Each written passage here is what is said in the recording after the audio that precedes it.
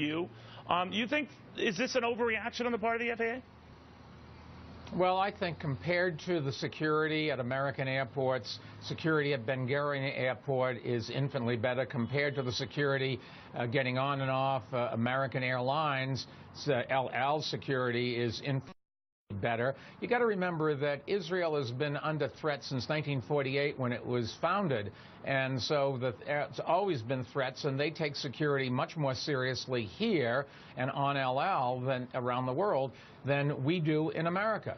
The FAA's got a job to do, and I think the FAA, by and large, does a very good job. I've been a big pilot, registered by the FAA. That's where my license comes from, and I think they do a good job. But in this case, I think that if it hadn't been for the Malaysian airline disaster, they probably never would have done this. But this is not the same thing. A rocket here, not a controlled rocket, but a ballistic rocket, fell a mile away from the airport.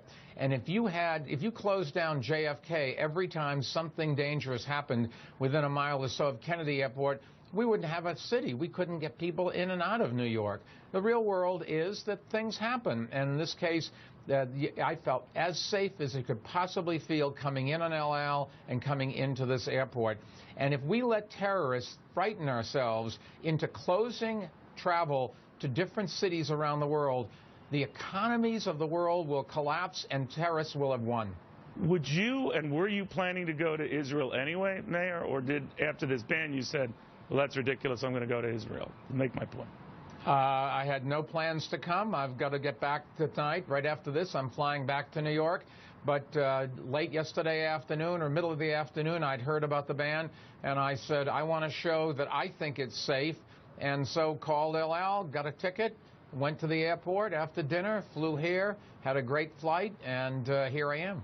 You know, Mayor,